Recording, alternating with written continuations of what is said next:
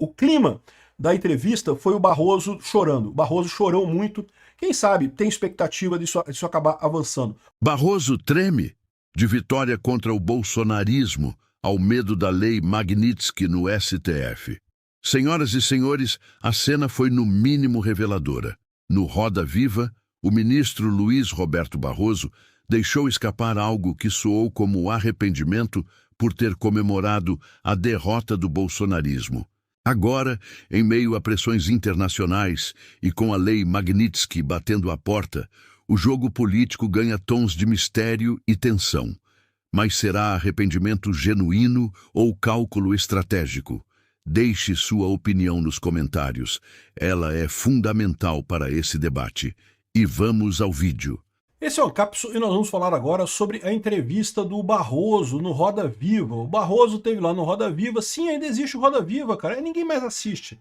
Mas ainda existe o Roda Viva, o pessoal vai lá e faz as perguntas e coisa e tal, aquele papo todo, que na época que era apresentado pelo Augusto Nunes, era muito famoso o programa, tinha muita audiência e coisa e tal. Hoje em dia quem apresenta é a Vera Magalhães e tá cheio de esquerdista. Enfim, mas o interessante dessa conversa do Barroso no Roda Viva foram duas coisas. Primeira coisa que deu para ver que o cara sentiu, meu amigo. O cara tá apavorado com a possibilidade de sofrer sanções Magnitsky. Ele próprio fala que tem muita ligação com os Estados Unidos, a gente sabe que ele tem patrimônio lá nos Estados Unidos, então ele está muito preocupado com isso, né? E a outra situação é que parece que ele está disposto a aceitar a anistia. Então ele falou, olha, seja lá o que o Congresso faça, a anistia pode passar pelo STF. É aquilo que eu falo para vocês, a solução deste problema é esse. É o Congresso aprovar a anistia mesmo, ampla, completa e restrita, livra todo mundo, acaba com essa bagaça idiota que o Alexandre de Moraes inventou. E o STF vai ter reclamação, o Alexandre de Moraes vai votar contra, né? Não tenho dúvida. O Gilmar Mendes, eu não sei não, tá? O Gilmar Mendes, eu não tenho certeza. Ele tá muito macho, né? Tá criticando muito o Trump e coisa e tal, mas eu não sei se na hora H ele vai votar a favor mesmo. De qualquer forma, a anistia vai acabar passando pelo STF, não pelo Alexandre de Moraes, mas pelos outros ministros. Vamos entender essa entrevista aqui do Barroso, porque ele falou um monte de coisa interessante aqui que mostra que o cara está percebendo o tamanho do buraco que eles se meteram. Essa notícia foi sugerida por Tem que votar no Aécio, Rouanet financiou o Peter e várias outras pessoas. Obrigado aí ao pessoal que sugeriu notícias lá no nosso site, no visãolibertaria.com. E obrigado a você que está assistindo o nosso vídeo. Se você gosta do nosso conteúdo, por favor, deixe o seu like e se inscreva aqui no canal, né? Então tá aqui, ó, o Barroso então teve na TV Cultura, agora, essa entrevista foi recente, depois da Magnitsky na mulher do Alexandre de Moraes e coisa e tal. Evidentemente ele criticou isso, falou que é errado, né, soberania, soberania e não sei o que lá. Mas ele falou aqui num eventual projeto de anistia do Congresso passará obrigatoriamente pela Corte. O modo como vai ser feita essa anistia é passível de controle de constitucionalidade pelo Supremo, como tudo é na vida. Não deveria ser, né, Barroso? Mas sim, eu concordo com ele que nesse momento tudo passa pelo STF. A concessão ou não anistia é uma competência do Congresso. E verificar se ela é constitucional ou não é a competência do Supremo Tribunal Federal. Seja o que o Congresso faça, será passível de controle pelo Supremo, disse ele no Roda Viva. Ou seja, a impressão que ele dá é que ele topa anistia no STF. Eu acho que tem uma chance disso acontecer, porque o cara tá realmente para baixo. Olha só. Barroso lamenta frase sobre derrotar o bolsonarismo. Foi uma frase infeliz, né? Ele continua dizendo que não, que derrotamos o bolsonarismo e não o Bolsonaro e não sei o que. O Barroso é pior ainda, cara. Vocês claramente acham que um movimento político que surgiu no Brasil é ilegítimo, que não pode. O bolsonarismo não pode, porque a gente não gosta dos bolsonaristas, eu acho o Peter feio, eu acho os bolsonaristas tudo feio, então não pode. Meu amigo, não é assim que funciona a coisa, não. Se estivéssemos numa democracia, você tem o direito de não gostar do movimento. É lógico, nem todo mundo gosta do bolsonarismo. E beleza, tá, faz parte do jogo. Agora, o que você não pode é achar que o STF tem o direito de acabar com o bolsonarismo porque você não gosta do bolsonarismo, né? E eu entendo, eu sou simpático ao fato de que o PSDB se fudeu completamente com o bolsonarismo. Mas eu sempre falei isso, o PSDB se fudeu antes de tudo porque insistiu na proposta do prudente e sofisticado, né? Ficou lutando com o PT usando todas as armas da esquerda, as possíveis e as não possíveis, as impossíveis, tudo que o PT podia usar para se manter no poder ele usava, e ficava o PSDB lá usando as armas prudentes e sofisticadas e coisa e tal, e lógico que dava merda. O PT não saiu do poder, o PSDB perdeu eleição após eleição. O PSDB lutava contra impeachment do Lula. O pessoal levantava, quando teve o mensalão lá no início dos anos 2000, né? O pessoal queria impeachment do Lula lá no mensalão e coisa e tal. O PSDB, não, que nós somos prudentes e sofisticados. Deixa o Lula sangrar que na próxima eleição ele cai. E não sei o que lá. E ficaram nessa parada, reelegeram o pinguço corrupto 2 vezes e mais a Janja, a Dilma, não sei quantas vezes, né? Então, ou seja, esse é o problema, né? Quem matou o PSDB não foi o Bolsonaro, quem matou o PSDB foi o próprio PSDB. Ao ficar nessa postura de que, ai não, somos prudentes e sofisticados. E aí o pessoal toma as dores do PSDB, porque acha que o PSDB poderia contribuir muito para o Brasil, e eu concordo que houve uma época... Bom, o PSDB sempre foi melhor do que o PT, tá? Sempre foi melhor do que o PT, ninguém tem dúvida disso. O problema é isso, cara, é estratégia eleitoral é estratégia eleitoral. O PSDB nunca teve uma figura carismática como o Bolsonaro, e esse é o problema. Achar que o Zé Serra, mesmo o Fernando Henrique Cardoso ganhou porque fez realmente uma gestão econômica muito boa na época do Itamar Franco, depois se reelegeu por conta do fim da inflação. Para quem não viveu a época da inflação, realmente foi um alívio enorme o fim da inflação no Brasil. A gente conseguiu resolver esse problema graças ao Fernando Henrique Cardoso, realmente. Mas foi um caso excepcional. O Fernando Henrique Cardoso nunca foi uma pessoa carismática. Aí depois tentou José Serra, a porra. O Geraldo Alckmin, picolé de chuchu, Aécio Neves, a porra, para com isso, não tem jeito, cara. O PSDB queria perder a eleição, a impressão que dá é essa, né? E uma hora o povo brasileiro percebeu que, porra, não tem jeito, cara.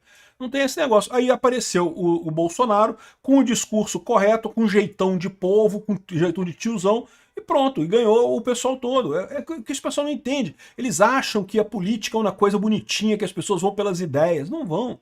Assim, nós que somos interessados por política, nós que discutimos política aqui, a gente ainda tem alguma coisa que diga pela ideia da pessoa, pela a pauta que a pessoa está propondo, né? Mas o grosso do povo brasileiro não está nem aí, cara. O grosso do povo brasileiro olha para a pessoa, vê se identifica com a pessoa e acaba votando nela. E o Bolsonaro tem esse ar de tiozão que pô, o Aécio não tem, que o Alckmin não tem. Tanto o Alckmin, quanto o Aécio, quanto o Zé Serra e o Fernando Henrique Cardoso cheiram a aristocracia, a elite econômica e coisa e tal. E, de novo, esse é o problema, né? O pessoal enxerga isso como uma coisa falsa e estão meio que certos, né? Realmente, esse pessoal não é ligado ao povo. No final das contas, o povo tem essa sabedoria. Vou botar em alguém parecido comigo, porque ele tem mais chance de fazer a mesma coisa que eu faria no lugar lá, né? Enfim, o Barroso e essa elite aristocrática socialista de Brasília não gostam do Bolsonaro porque justamente o Bolsonaro representa uma alternativa para eles. E eles não querem isso, eles querem ser alternativa, né? Então ele falou aqui que foi uma frase infeliz sobre derrotar o bolsonarismo.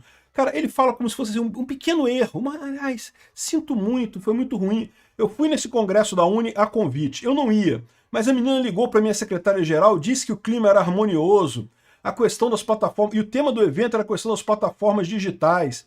E ao subir no palco para discursar, porém o presidente da STF disse que ouviu envolto a gritaria a ponto de não conseguir ouvir a própria voz. Comecei a gritar para ver se conseguia falar. A certa altura desisti e comecei a falar. Para vocês estarem aqui, a gente derrotou a ditadura, derrotamos a tortura, derrotamos a censura. E aí falei, nós derrotamos o bolsonarismo. Foi uma frase infeliz.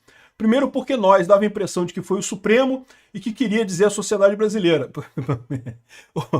O Barroso, você já ouviu falar a teoria do ato falho do Freud? O ato falho do Freud diz exatamente isso. Às vezes a gente fala umas coisas, quando a gente fala coisa errada, é justamente a gente está querendo dizer aquilo que a gente quer dizer de verdade. No fundo você queria dizer isso.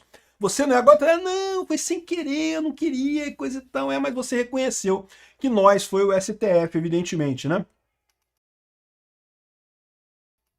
E segundo, eu nunca fulanizei o debate. Porra, Barroso, para com isso, né? Aquilo foi, de certa forma, um desrespeito com milhões de pessoas que haviam votado no presidente. Aí fiz a única coisa que a gente deve fazer quando comete um erro, pedir desculpas e coisa e tal. Ah, porra, para com isso. Enfim, o Barroso tá sentido. Barroso sentiu. Ele tá certo em sentir. E ele sabe que está muito perto de ser culpado pelos problemas que eles estão se metendo, né? quando o STF como um todo entrou nessa campanha para destruir o bolsonarismo, eles foram impulsionados pela bolhazinha lá em torno deles. A bolhazinha em torno deles, não, o bolsonarismo é totalmente inaceitável, não podemos aceitar o bolsonarismo, ditadura, não sei o que lá, coisa e tal. Em momento algum, esse pessoal parou para pensar, para ouvir realmente o que o povo brasileiro pensa. E o povo brasileiro falou, o povo brasileiro foi às ruas, eles não ouviram porque não quiseram, porque eles achavam mais confortável para retomar, não, para trazer o Aécio de volta, não, vamos fazer a pacificação do Aécio e não sei o que lá, não, vamos trazer de novo o PSDB e não sei o que lá, achavam que destruir o bolsonarismo seria a solução para esse tipo de coisa, né? E se ferraram no final das contas. Porque, de novo, eles estão na visão antiga da deformação centralizada, de achar que eles controlam o discurso do povo, que o discurso do povo é uma repercussão do que eles falam na elite. E não é mais, não existe mais isso. Hoje o povo fala entre si e não tem mais esse papo, né? Então sim, é lógico que foi uma frase infeliz, mas não foi uma frase infeliz por acaso. Ô Barroso, tu tava num congresso da Uni, meu amigo. Mas eu nem ia no congresso. Mas nem ia, mas foi, né? Nem ia, mas foi. Então, ou seja, você foi de propósito. Você tava num palanque, você tava falando politicamente. Isso é motivo de impeachment de ministro do STF. Lembra que eu sempre falo para vocês, esquece impeachment de ministro do STF por decisão em voto. Decisão, voto que o ministro tomou não pode ser motivo de impeachment pela questão do chamado, entre aspas, crime de hermenêutica que não existiria, que é a definição uma definição doutrinária no Brasil, né? Agora, o caso do Barroso ir na Uni, isso ninguém obrigou ele a ir na Uni, isso não é uma decisão dele. Ele foi porque ele estava empolgado, ele foi porque na bolha dele tava todo mundo, vai lá Barroso, vai lá Barrosão, vai na Uni Barrosão, fala merda na Uni Barrosão. E esse pessoal tava nesse sentido, né? Aqui, ó, aí ele fala aqui, ó, redução de penas do golpe, as penas do golpe foram elevadas, a redução não seria capitulação do STF, mas o que ele está falando aqui é justamente de unir a consunção do crime de golpe de Estado com o crime de tentativa violenta de derrubar o Estado Democrático de Direito. Isso é uma idiotice, porque isso já era obrigação deles fazer isso. Eles que não quiseram fazer a consunção disso daí. Qualquer aluno de direito sabe que essa história aqui é uma idiotice completa, que eles já deviam ter feito a consunção desses dois crimes desde o início. É que, de novo, esse julgamento não é um julgamento jurídico, é um julgamento show, é um espetáculo, é um julgamento espetáculo, em que eles estão tentando dar uma lição para o povo brasileiro. Vocês não podem ser bolsonaristas, tem que votar no Lula e no Aécio, tem que votar no PT e no PSDB, que a gente controla, que é tudo aqui controladinho, não pode gostar de outras pessoas fora do que a gente autorizou previamente. Então, ou seja, esse é o discurso que esse pessoal quer passar para a população brasileira. E se ferraram, se queimaram muito. Está arriscado esse mané aqui ter estourado o STF, ter destruído a justiça brasileira. Nunca mais o STF vai ter a credibilidade que um dia já teve antes desse idiota ter sido eleito presidente do STF. Ele e o Alexandre de Moraes. Os dois embarcaram nessa caça às bruxas ideológicas, né, que não pode gostar do Bolsonaro e coisa e tal, e estão quebrando a justiça. Aliás, esse é um erro da justiça brasileira que não vem desses dois, tá? Eu sempre critico muito a justiça brasileira, porque ela sempre teve essa pauta, essa pegada ideológica, não que a justiça vai resolver os problemas do Brasil. Igual eles falam, né? Não que temos que decidir a favor da parte hipossuficiente, como se a justiça fosse um mecanismo de justiça social. Se você falar com 10 juízes, 10 vão dizer para você que sim, a justiça tem que fazer justiça social e temos que ajudar o hipossuficiente, não sei o que lá. Quando não, quando você faz esse tipo de coisa, você prejudica o mais pobre. A justiça tem que ser neutra, não é balela os princípios da justiça de isenção completa.